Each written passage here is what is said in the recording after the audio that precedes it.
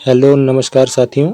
आज हम देखने वाले हैं सल्तनत काल से संबंधित 20 महत्वपूर्ण प्रश्न जो कि काफ़ी महत्वपूर्ण है। और इस टॉपिक से साथियों सभी प्रतियोगी परीक्षाओं में प्रश्न जरूर पूछे जाते हैं। चाहे आप किसी भी एग्ज़ाम की तैयारी कर रहे हों, एक दो प्रश्न आपको ज़रूर देखने को मिल जाते हैं। काफ़ी महत्वपूर्ण टॉपिक है। आइए चलते हैं और देखते हैं आज के पहले प्रश्न को। उससे पहले मैं आप सभी से कहना चाहूँगा साथियों कि अगर आप चैनल पर नए हैं तो हमारे चैनल को ज़रूर सब्सक्राइब कर लीजिएगा और वीडियो को भी लाइक कर दीजिएगा। तो साथियों आज का हमारा पहला प्रश्न है, निम्नलिखित में से कौन सा शासक गुलाम वंश से संबंधित है?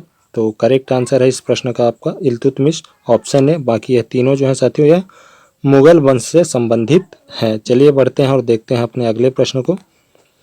दक्षिण अफ्रीकी यात्री इब्न बतूता किसके शासनकाल में भारत आया? साथियों जो इब्न बतूता था यह किसके शासनकाल में भारत आया था? तो हमारा करेक्ट आंसर हो जाएगा मोहम्मद बिन तुगलक। मोहम्मद बिन तुगलक जो था साथियों इसके शासनकाल में भारत पहुंचा था। महमूद गजनी ने भारत पर कितनी बार आक्रमण किया? तो साथियों काफ़ी सिंपल सा सरल सा प्रश्न है। ऑप्शन सी आपका 17 बार करेक्ट आंसर हो जाएगा। महमूद गजनी जो था इसने भारत पर कुल 17 बार आक्रमण किया था। किसने अपने आप को खलीफा घोषित किया था? साथियों कौन था जिसने अपने आप को खलीफा घोषित कर लिया था? तो करेक्ट आंसर है आपका मुबारक शाह खिलजी। मुबारक शाह खिलजी ने साथियों इसने अपने आप को खलीफा घोषित किया हुआ था। लोदी वंश का संस्थापक कौन है? साथियों जो लोदी वंश है, लोदी वंश का संस्थापक कौन था? तो करेक्ट आंसर है इस प्रश्न का ऑप्शन सी बहलोल लोदी। बहलोल लोदी ने साथियों लोदी वंश की स्थापना की थी। भारतीय इतिहास में मूल्य नियंत्रण पद्धति की शुरुआत किसने की थी? साथियों भारतीय इतिहास में जो बाजार नियम थे, बाजार नियमों की पद्धति शुरू की थी तो यह अलाउद्दीन खिलजी ने की थी साथियों। ऑप्शन डी हमारा करेक्ट आंसर है इस प्रश्न का। राज्य संबंधों में उलेमा के दखल का विरोध किस सुल्तान ने किया था? तो राजकीय कामों में साथियों जो उलेमा हुआ करते थे, जो काजी या उलेमा हुआ करते थे, आई थिंक उन्हीं को बोलते हैं, तो उनके दखल को जो उनका विरोध किया था तो किसने किया था? आपका करेक्ट आंसर हो जाएगा अलाउद्दीन खिलजी ने ही किया था। ऑप्शन बी इस प्रश्न का सही उत्तर है। अल बरूनी द्वारा रचित पुस्तक किताब उल हिंद तारीख उल हिंद किन विषयों की समीक्षा करता है? जो तारीख उल हिंद है साथियों यह किन किन विषयों के बारे में है? तो आपको बताना चाहूँगा इसका करेक्ट आंसर होगा डी।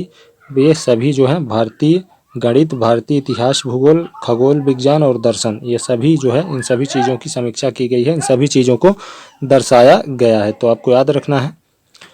अलबरूनी का पूरा नाम था, तो साथियों जो अलबरूनी था इसका पूरा नाम क्या हुआ करता था? तो आपका करेक्ट आंसर हो जाएगा अबू रेहान मोहम्मद। अबू रेहान मोहम्मद अलबरूनी का पूरा नाम था।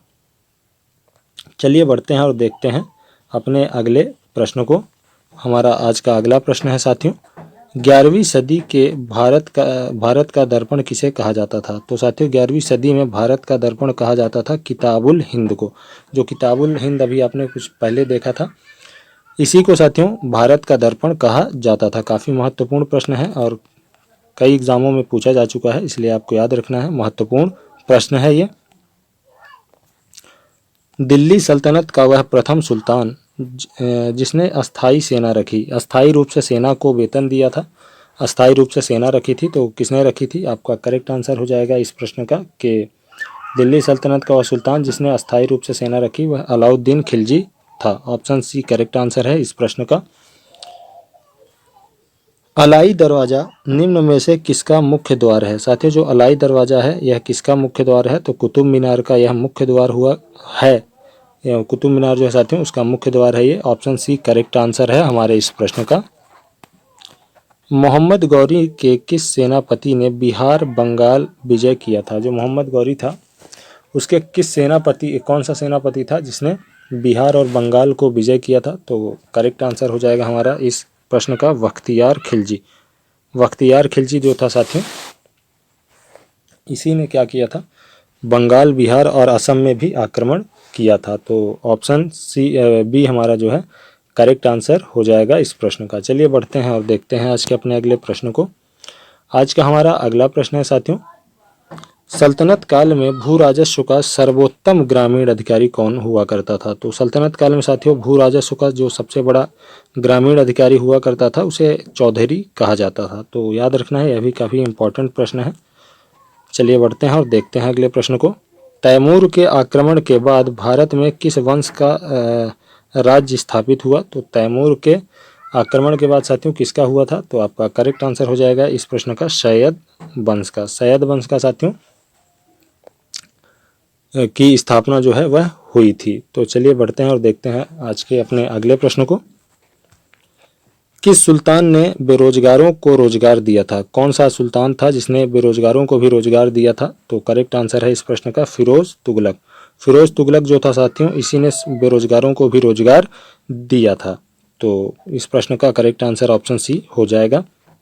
कुतुबुद्दीन ऐबक की राजधानी क्या थी? साथियों जो कुतुबुद्दीन ऐबक था इसकी राजधानी उस समय पे लाहौर हुआ करती थी। लाहौर में इसकी राजधानी थी कुतुबुद्दीन ऐबक की। तुगलकनामा के रचनाकार का नाम क्या है? तो तुगलकनामा किसने लिखा था साथियों? जो तुगलकनामा है इसे लिखा था किसने? आमिर खुसरो ने। आमिर खुसरो ने साथियों इन्होंने ही तुगलकनामा लिखा था। चलिए देखते हैं अगले प्रश्न को अपने।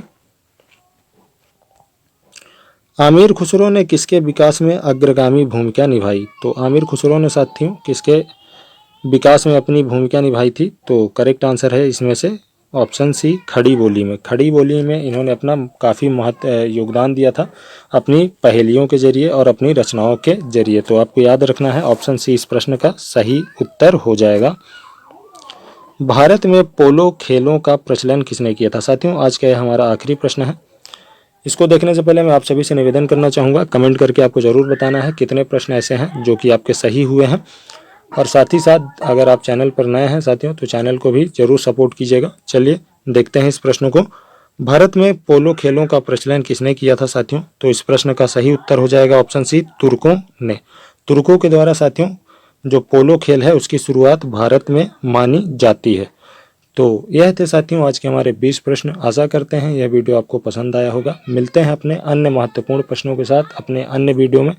तब तक के लिए बहुत बहुत धन्यवाद।